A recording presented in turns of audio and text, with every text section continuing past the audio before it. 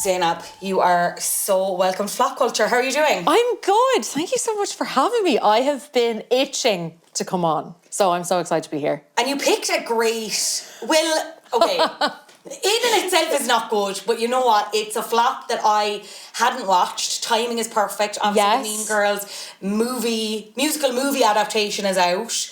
So we're talking Mean Girls 2. When did you first watch this? I suppose even before that, would you consider yourself a big Mean Girls fan? Oh, huge Mean Girls fan. So when it came out back in 2004, I was in first year. Okay. So it was like the ultimate watch it at almost every sleepover that we went to. Yeah. So it was almost on rotation. It was either Mean Girls or Bring It On. Mean Girls, Bring It On, like the every classic, time. Yeah, every time we had a sleepover. So I'm a huge diehard Mean Girls fan, and by the time Mean Girls 2 came out, I had left school and I was like, I'll give it a go. Like, let's see what it's like.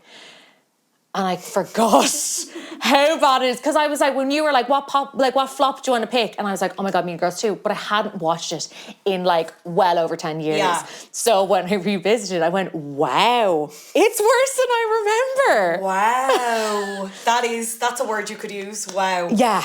Wow. Like, you know, it's one of those things, don't mess with a good thing. Mean Girls, like the original, so good.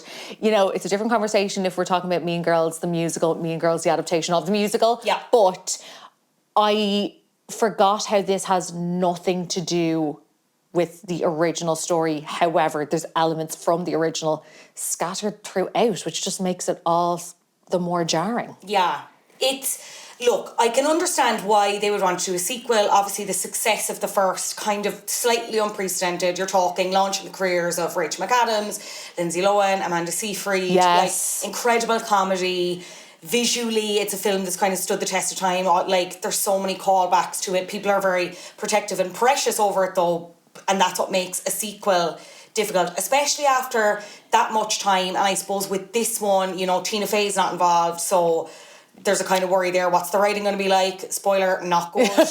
And also, this was kind of a straight-to-DVD, made-for-TV thing. So you automatically have that it's very kind of sanitised in comparison to Mean Girls 1, which is kind of applauded because of its bite. Do you know what I mean? Yeah, and it's definitely as well, like, with the original, you know, watching it when I was like, 12 or 13, there's so many jokes that didn't land until I was a little bit older. Whereas with this one, you can see, you can absolutely see how Tina Fey is not involved. The writing is, as you said, not very good. And then even just the whole thing is very low budget. Like the costumes, like, do they ask the cast to just go into their wardrobes and drag out lacy leggings and a rah-rah skirt? Like, it's so bad. Zeinab, it's the intro. I literally have written down, no, this intro looks like it was made in MS Paint. You know when she's on her Vespa, but it like drives in and it's like Mean Girls 2. I was like, I could have made that in CapCut. You know it's what I mean? So bad. But anyway, talk to me about the plot. Like, what is happening? As you said, it is a sequel, but it's not involving the characters from the first Mean Girls. Who are we meeting? What's going on? Okay, so we have Jo, who has moved to the town. She is always jumping from school to school because her dad, I want to say, is a mechanic for like race cars. NASCAR, yeah. Thank you. I was like, okay, something like that.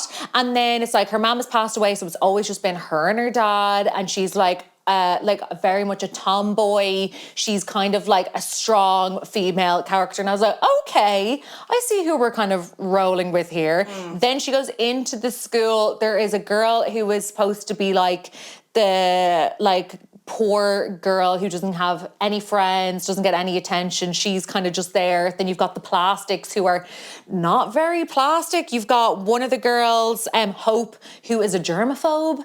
You have Chastity, who is supposed to be very dumb, who she doesn't actually seem... The writing doesn't make her all that dumb. She's not Karen. Dumb, but it's also kind of like the slut-shamey in a way that it's like her name's Chastity, but she's shagging everyone in the school. Yes. She doesn't understand what her name means. And I was like, all right. Yeah. Okay. You're like, okay, this is where we're going. And then you've got Mandy, who's supposed to be the Regina of it, who I'm not really buying. She's not all that mean. Like, she's they're all wagons, to be honest. They're kind of wagony. Yeah, they're a bit wagony, but in some ways, like, I don't know, Regina had the kind of humour to her as well. And I suppose with Regina, it was like you could understand why people were following her and why she had built the plastics and why the rest of school were afraid of her. With these three, I'm like, you are the three least intimidating people I've ever met in my entire life. Despite the fact, I know they get up to it, they're actively committing crimes and stuff, and in some ways they're way more heinous than the plastics. Yes. But I kind of don't buy it in another sense, you know. I think that's the issue with a lot of these characters. I don't buy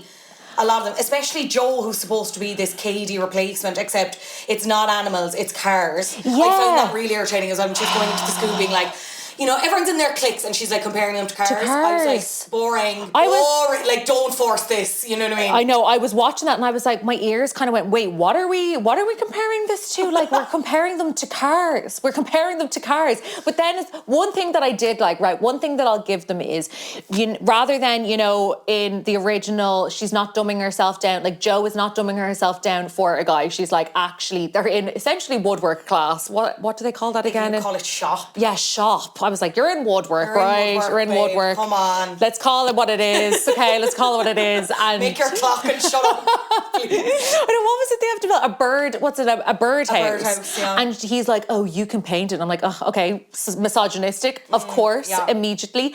And then she's like, okay, I can actually build it, whatever she says. But basically she's just like, I'm probably better at this than you. And I was like, oh my God, okay, maybe it's not as I remembered. Maybe it's not as bad as I remembered. And then it's just downhill from there. Yeah, because she doesn't stay very likeable. Do you find that? I know she goes through her own arc of kind of becoming a bit plastic and becoming a bit mean girl herself, but like, I just found it very hard to root for her, especially with the central plot, we should say. So you mentioned that other character whose name is Abby, played by Jennifer Stone. Yes. People would recognise her from Wizards of Waverly Place. The whole conceit is that Abby has this rivalry with Mandy. Mandy kind of hates her because they are both rich, essentially, right? Yes. But Abby seems to be richer and her parents kind of dote on her because she's an only child, and Mandy is like threatened by that because all the time when they were growing up it was like Abby got better things, and then Abby's like, boobs came in before Mandy. It's this whole thing. So even though they're not even on the same pecking order in school, Mandy just fucking hates her, right? Yeah. And then because of this reason, Abby doesn't really have many friends in school, so Jo kind of sees this all happening whenever, and Jo drops Abby home at one point. Oh yeah, sorry, Jo meets Abby's dad, and Abby's dad, the actual villain of this movie I didn't need to talk about, right? Abby's dad is like, here, my daughter has no friends. What, can I pay you to be her friend? Because Jo really wants to go to this specific college that her mum went to. You mentioned her mum's dead, it's obviously all a lot. Yes. And they don't know if they're going to be able to have the tuition because her dad's fucked up something with a car. So he has to use the money for that, and she's like, oh my God, I'm so sorry. So Jo's like, oh, okay, morally, this is abhorrent, but also I really want to go to college, so yeah, I am going to pretend to be your daughter's friend. Why, you're going to pay me thousands of dollars to pretend to be her friend. Like, stop. So this, okay, right. How did I forget this main part of the story? It's because it happens so short. It happens briefly, and then a manila envelope appears every so often. You go, oh my God, you do kind of forget that it's like ongoing. You kind of forget, but I forget that her dad is apparently like this major salesman who sold like, what's it called? Kitty toilet. He's like basically like king of JVC, you know? Yes. You know when you're in Woodies and you pass those aisles and there's God, a JML. JML, yes. JVC, and they have those, which I have bought, those mitts that you get for your pet, and it's like a hand shape. Oh, I love a JML. Obsessed. Or like those copper pans, and they're like, these are the best pans you'll ever buy in your life, and they're €20 and you get them in heat. Oh my God, are the machines that get rid of the pilling? Yes. Oh, give them all to me. Brilliant. Give them all to me. Yeah, that's why he's so rich. He's like king of that. Like, he can sell anything, basically, what he said. So that Jo's like, oh, that's why he's convinced, because he sold me on it, blah, blah, blah. So, but that... He didn't need to do much convincing, she at was like, all. Oh, yeah, actually, yeah, I will pretend to be friends with Abby.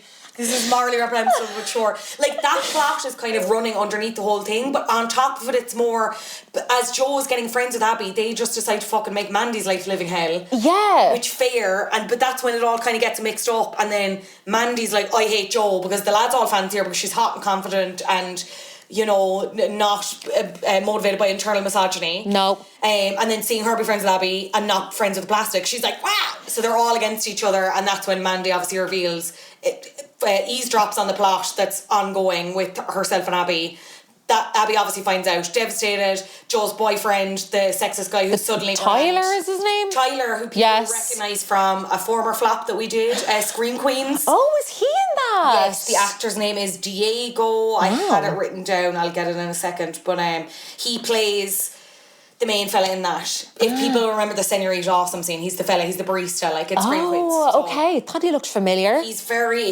prone to a flop now, I will say. That man. He says yes to any script. That man is obsessed with being in really, really, really Oh shit God, things. he can Diego Bonita is his name. Okay, right. So could you predict, okay, so I'll be honest, I had never watched the movie before doing it for this podcast. Okay. And my understanding was that I had a totally actually wrong idea of this. I thought it was that actually it was the plastics were good in this and they were having to be normal to go undercover or something. I don't really know. Yeah. So then I watched this and I was like, what? I actually couldn't fathom these two concurrent plots. It was mad. No, there's so much going on because you're hating all of them at the exact same time. The only person that you don't hate is Abby, but you are just kind of like, oh, get a backbone. You're annoying me now. Just stop floating along. I think the most irritating thing is just seeing how, obviously fickle everybody kind of is in these movies, but they're all just so very fickle in the way that when there's this huge reveal, oh my God, Joe, she was lying to you the whole time.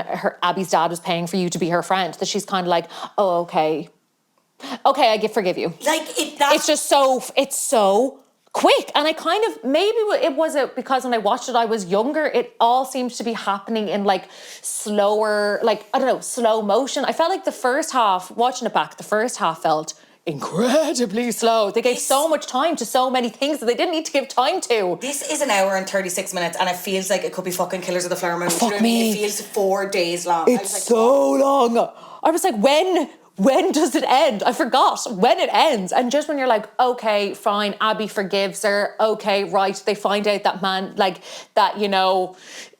she's allowed to kind of play this game. They challenged each other to a football game, a tag football game. So it's similar to the first movie in the sense that Joe, because she's kind of taken down Mandy, yes, and she's with Tyler, and people I already kind of admire her because she's cool and whatever. She kind of becomes plastic, semi-mean girl herself, and at this point their dance is happening, but it's also a fundraiser, so it's raising money for charity, the Humane Society. Yes, stray animals, something to do with animals. Anyway, yeah. So at that point, she's being voted the prom queen, whatever, spring fling queen, whatever the fuck queen it is, right? Yeah. But then, obviously, it's revealed. Then Mandy reveals the whole plot about being paid to be her friend, whatever, and everyone's against her. But at that point, all the votes are in. So then Joe's like, okay. Then there's this other concurrent subplot about the fact that Joe is framed for stealing the money raised for the dance for the Humane Society, which for some inexplicable reason is kept in a perspex heart just in the middle of the fucking school. That's the school's fault. There's not enough security, I would say. That's not easy to steal. Anyway, Joe is framed for that theft. So then Joe's like, okay, I didn't do this, and you want to be fucking queen, whatever. I challenge you to a football game, and I'll prove that I didn't steal the money, and also, fuck you, you're not going to be queen, right? And Mandy's like, I don't know why Mandy said yes, first of all. I don't know why she said yes. And then I also don't know why it was like, okay, you can start recruiting people for your team, even though because of this reveal, we should say Principal Duval is also in this movie, even though they should just change the whole thing. Anyway, that's a different story. I don't know why he came back. I don't know why he came back either. He can't have been paid that much, He surely can't. His script was terrible. The whole part, every time he appears. To be honest, some of his lines were some of the best of the film. Yeah. Which says everything. I know, and they were There was one line I wrote down that I was like, that's kind of funny, and that was it. I'm so curious to see what it was. Did I write down? It's when they talk about Joe being an exchange student, and one of the plastics says, what did they exchange her for? Oh. I was like, that was funny. Now I'm saying it out loud, I'm like, yeah, we're like... It's because of a comparison to the other lines that were before it. You're like, hey. So basically expels Joe because he's like, okay, you've been doing all these shady dealings and you are suspected of theft, so you're out of the school. Robbing from an animal charity. Exactly, as you would. And because of that, then she's like, okay, well, how, like, you know, I'm like, you know, oh, it's on, Mandy, or whatever. And then they're like, oh my God, you have to get out of they're before the match or whatever, the game, they're in the locker rooms and he's like, you have to get out because this is school property. And they're like, oh my God. But like, the pitch is not school property, and I've gotten, what was it, like a permit or something? Because it's like a public park or something. I was like, why are we spending minutes on this? Mother of fucking Christ. Like, it was unnecessary information. On Joe's like exposition to be like, why is she here? So you need to understand she likes cars. Her dad works on cars. They're always moving around. She's gone to high school. She doesn't really know how she's going to get on. You have to take all of that in 4.5 seconds, and then we get a full scene explaining why she actually can be on the school. Oh my God. And despite the fact that I was not sitting there questioning why she's in the school. I know, I didn't care. I was like, let's just get on with this game so I can finish this movie. And then even, right, so I have to say, my other half saw what I was watching. Shout out Trev. Shout out to Trev, woo! When I was watching this, right? And he was like, what are you watching? He was like, this looks so low budget because the pitch is the grass is so burnt, okay? If you watch it back, you can tell that there's hardly any money gone into this, right? They're playing tag rugby. Nobody really cares. I mean, tag American football, I kind of glazed over when I was rewatching this because there's like, oh, they're like, here's another character that's going to be in it for all of 3-4 seconds that we don't know, that we haven't seen before. Oh, here's another person that we don't know and won't see ever again. And they give so much time to these people. And then they find out during all of this that Mandy's boyfriend actually was the one to framed Joe for stealing money. Yeah. And they were able to do this because Abby's with this hacker fella in the school. Who actually, sorry, can we also have a moment for this guy who's a hacker in the school? They were like, oh my God, one day he will, when he will rig the American presidential elections when it's high tech. I was like, oh my God, write that down. When they did say that, I was gagged a little bit. I was like, did Mean Girls 2 predict Donald Trump? Never mind this. Did they just do, yeah. It was the only time where I audibly had any kind of reaction. Oh, I had to rewind. I was like, huh. Yeah, because he's able to find security footage. I don't know, you know, every hacker in every movie is like... There's always one. You know, but it's like the normal person sits next to them and they're like, are you going to be able to do this? Zachariah, whatever your name is? And they're like, it's going to be pretty hard, but it's not impossible. I just need to hack in the mainframe. I'm in. And then he gets all the security footage and able to send it to everyone's phones. Oh my God, sorry. Also, he got the security footage from the neighbour across the road because they would see that, like, it was someone snuck into her garage to put the money in there, and the neighbour's name is Mr. Winkle. Mr. Winkle. Like, Mr. Winkle, okay? Like, why do we know? We don't need to know who Mr. Winkle is yet. We know who Mr. Winkle is. Also, can I also have a shout out to the character in it who's legally blind? Yeah, what was that about? Why is she's just randomly dotted around, and then she's like, I'm legally blind, and she's there like this. And we're like, why is this? It's this really weird, misplaced, like, attempt at comedy or something. Yeah. I don't know. It's so bizarre. I'm like, it's so un-PC. Is it trying to be funny, but then it's also offensive, but it's also a waste of time? Yeah, but it's not even like, I don't know. Again, that's where Mean Girls succeeded way more in being kind of, in pushing the envelope in that sense. Yeah. And like, you know, crossing the line of potentially taste. Whereas like this, it was like, I mean, could you even call it bad taste? It was just, it is, but it was also like, as you said, pointless. Like what are we doing here? And then when she popped in, you're kind of like, oh my God, did I miss something? Where was she? Was she really, like, was she in the background loads and I just missed out? And it's like, oh no, they've just thrown her in here and they've thrown her in here. Yeah. It's so random. I'm actually so relieved though that I have you on hand to help me break down the plot of this movie, because it is so, I'm going to throw out one of my favourite words, discombobulated. Like, I don't know what's happening where. It's a lot. It's a movie. I just don't understand why it's not being spoken about for how bad of a flop it is. Yeah. I think, again, it goes to show how good Mean Girls was. Yeah. It's been... Everyone is just like, we're going to collectively ignore it now, and there never was a sequel. Yeah, actually. You mentioned the fashion earlier. Like, so this movie came out in 2011. Yeah. Do we think it's supposed to be set in 2011? And if so, do you think the fashion is reflective of that time? Because I'm like... No. I'm like, Jesus Christ, the noughties and early teenies, like, I'm sure there are things we look back on and be like, what the fuck were we all doing? Yeah. But some of it is. Okay, I feel like, Can you just describe some of the things that they wear? So I know you're saying like frilly leggings and stuff, but... So, yes, okay, so they had I love I'm like getting in position for this, right? Yeah. Okay, so they have the whole rah-rah skirt with like lacy leggings or like, you know, leggings that come down to your calf, right? Yeah. And that was a staple back in like, I want to say 2006, like you'd be going down to like Satoni's. Right? Well, see, I feel like it was noughties. Yeah. It was in the noughties. Also, they have like these like, coloured hair pieces. Extensions. Yeah, that's 90s. I do not remember anyone in school going anywhere near that. Yeah. Like, no. That was like back when we were playing with like, well, actually, was I even playing with Bratz dolls? No, my sister would have been playing with Bratz dolls. That's back in Bratz doll era. Then you've got like, you know, all of the layered necklaces, which I know that we do, but it's like layering necklaces with like tank tops, like that kind of a stuff. Like it's not of the time that it's set in. It's not 2011. And like, I think like, even if it was like, you know, around that time, okay, grand, I'd give them grace. But like, it's so far from it. Like it's underage. It's like junior disco is what they're wearing plus heels. Yeah. Do you know what I mean? When they're supposed to be in high school. Like, when they're supposed to be in high school.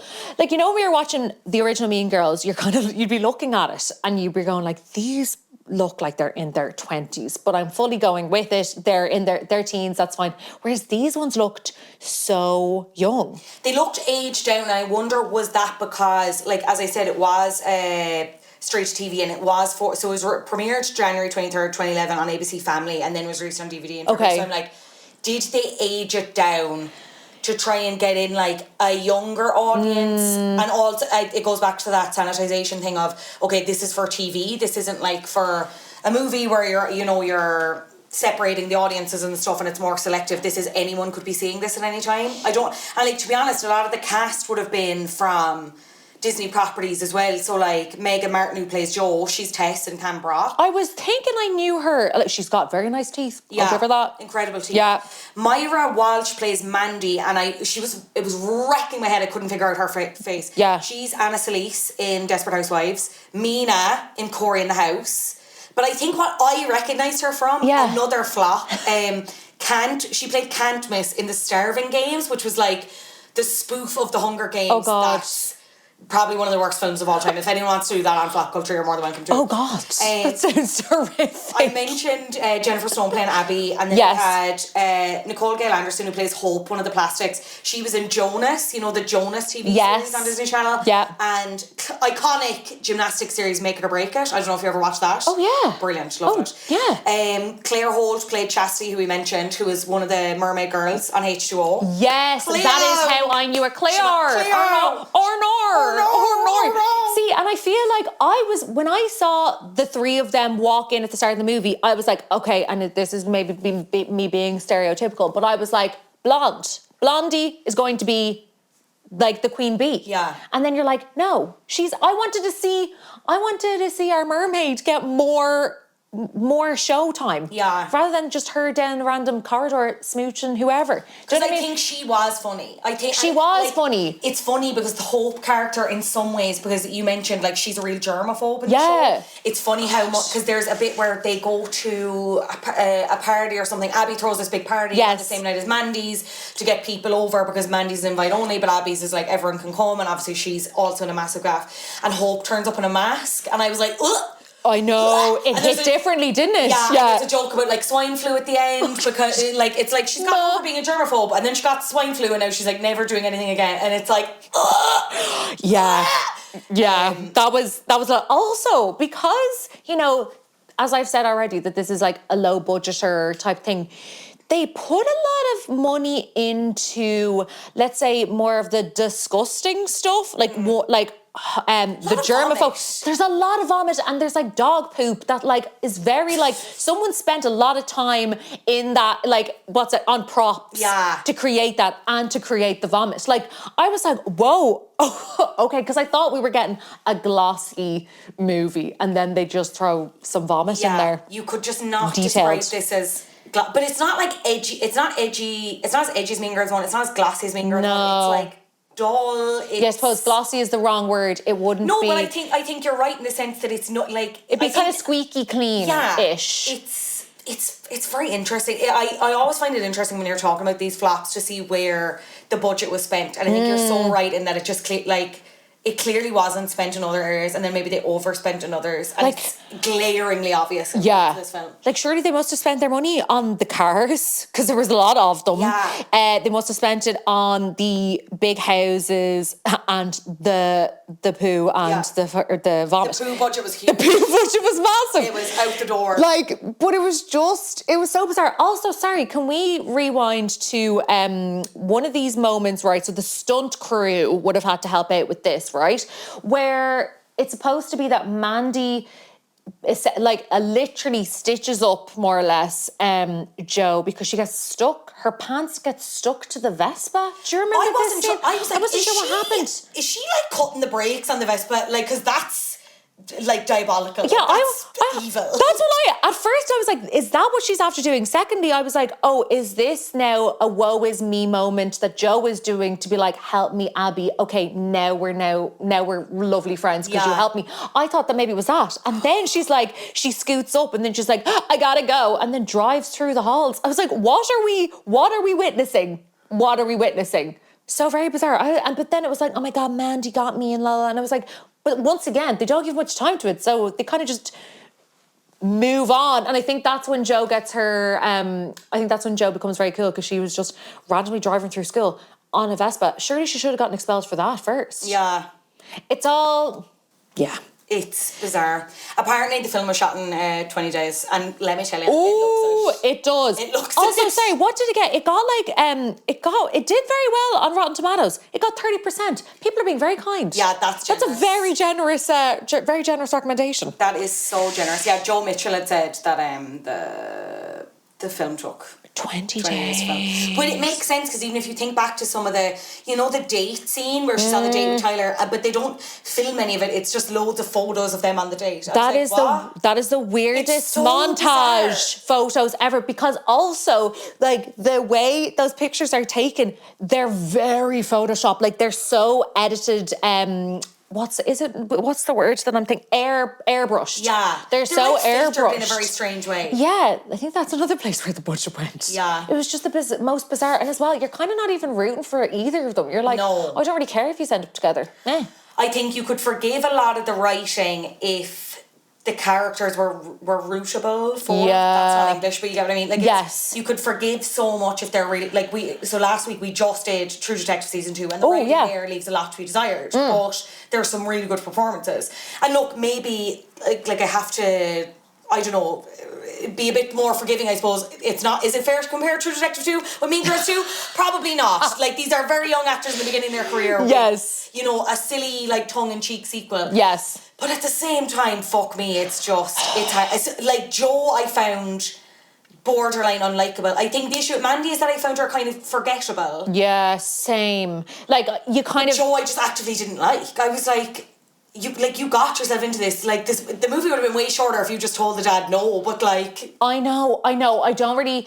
to be honest, I found them all to be incredibly irritating, but every so often I was kind of going, it's not the... Because I was disliking the characters, but then I was also disliking the actors, and I went, it's not their fault. There's only so much you can do with the writing. There's only so much you can do. But then, once I thought that, and then was just, okay, let's focus on the characters at hand, I was like, they're all... wagons. They're all wagons. And even like your one, we didn't even get to talk about... newspaper girl. Shona? No. Quinchin. There we go. Did you... Okay, sorry. So, again... She came from the rear. But where did this go? Okay, so she's this other outcast character who works for the newspaper and is trying to find a big story to like break, essentially, and kind of nearly take down Mandy in some way. Again, she is this kind of rivalry with Mandy, kind of. Yes. It's not... I didn't think it was that obvious where her storyline was going, yes. Right? But she becomes friends with Jo and Abby. And then obviously Mandy gets wind of the plot to be a paid for friend, essentially. Yeah. Goes to Quinn, or Quinn finds out about it as well. Oh yeah, she tells Quinn. And Quinn breaks the story on her. And then she comes into school and it's all out there and everybody knows what's happened, and then she's kind of like hand on hip, like, your one Quinn is now a wagon. Yeah, and it's like, I had to do what I had to do. But then by the end of the movie, she, like, Mandy has totally fallen off because it's revealed that it's her and the boyfriend, stitched up Joe, whatever, and she's getting community service and stuff, blah, blah, blah. She's totally fallen off the pecking order. And Quinn has come up and taken over. I was like, what? Yeah. What? I know. And now she's got boobs, now she's got cleavage, now she's got, like... looking completely different. I was like, who's your one? I know, it was... And then I was just like, would the other two have, like, just gone up? And I know the whole thing is that they're so easily led, but I was just a bit like, what? You're telling me this one who's being perceived as a weirdo for the entire thing is now, like, running the school, essentially? I know. I don't even know. There was hardly any time given to her. She's there like scooping up, Mandy's dog, who is in this movie for not even very long. Coco Chanel. R.I.P. Coco Chanel. That dog's dead. That dog is... Fionnuala. Where did it go, Zeinab? Where did it go? There's a whole scene where it's like the dog vomits in a bag. Again, we're getting two fun scenes where it's like the dog vomits in a bag, Mandy's losing the plot. Abby's been feeding it again. It was like, what other time are you feeding it, Abby? You know, it's always... It's so bizarre that she puts the bag and the dog into a bin and walks away. Honestly, like, what is happening? And then I think, is it Quinn or Abby scoops the dog up? Oh my God, it's so bizarre. It's so bizarre. Also, another moment that that irked me, which was supposed to be a good Samaritan situation, was when at the end, Joe does Abby's portfolio so she can get into college. What the hell? Yeah. You don't just put someone's portfolio together like bam, bam, bam. That was great. Super easy. Like, what? How do you know what she wants represented, as her art? You know? And I love how it's just like, oh, by the way, Joe did your portfolio. She entered it. You got into this house. When the fuck did Joe have time either for all this fucking scheming and shagging Tyler? You know? Oh my God! It's you know what I have to say, right? They tried to do so much, and I can't believe they managed to squeeze so much into an hour and a half. They did, yeah. Like, there's so many storylines. Yeah. You could have picked one of these and made a separate movie about it. Like, I want to know. I need to look up. Where's Mean Girls 2.5? Coco Chanel? Where is Coco Chanel? What happened when they went to college? Did they go to college? Did they all get expelled for more, I don't know, trials and tribulations that they turned on each other? For more petty theft. Yes. I need to know. Yeah. I need to know.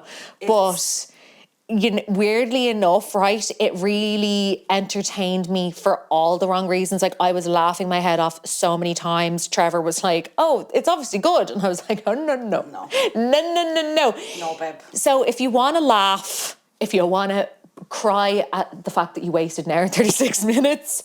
you can do both. You can achieve both with this movie. Yeah. It's crazy because there are a lot of good people involved in this. So in terms of the writing team, you have Alison Schroeder, who went on to co-write Hidden Figures. Stop. Hidden Figures, the one about the women for NASA. Yes. Stop. Wrote that with Theodore Melfi, which went on to earn a nomination for an Oscar for Best Adapted Screenplay. Okay. So, girls, if you flop really hard with your first movie, just know... the next one could get you nominated for an Oscar. You could get nominated for an Oscar. You could have, oh my God. Okay, that is, you know what? We have to start somewhere. Yeah. You all have to start somewhere. Now, the other writers, Cliff Ruby and Alana Lasser, seem to be mainly working in children's television. Good for them. The director, Melanie Myron, did a couple episodes of the recent Julia TV series. I don't know if you watched any of that. Julia? Julia Childs, the chef. Oh. It's supposed to be good. I'm watching. Oh, Julia, sorry. I'm saying Julia, not Julia Stiles. I'm thinking you're saying Julia Childs, and all I'm hearing is Julia Childs from Save the Last Dance. Like, that's all I'm picturing. Someone please make a series about her. Like, oh my God! Actually, was there Save the Last Dance too? There probably was. Will you please come back? And oh my God, I will. Oh my God, I just went. Oh, that's why I was like, wait, do I have my opportunity to come back? Brilliant. Oh my God! Wow! We finish up. I'd love to talk about, because we're a week having seen the Mean Girls musical adaptation. Yes. Now we went to see it together. Yes, thank you for having me, girl. Not at all. I thought it was good. How are you feeling a week later? How do you think that worked. What do you reckon? Bop? Okay. Bit of a flop? What? A smidge of a... Especially because you have a musical background. It'd be great just to pick your brain on that. Okay, genuinely. so I went in kind of not knowing what to expect, but hoping that... I knew it was an adaptation of the musical of the movie, right? So I was kind of hoping like, oh, I hope they keep in some of the like main iconic quotes, which they did. We've got some of the old costumes that I loved, so I loved it for that. Now, coming from a musical theatre background, right, I'm well used to just breaking into song for absolutely no apparent reason and being totally fine with that. In this movie, it felt off.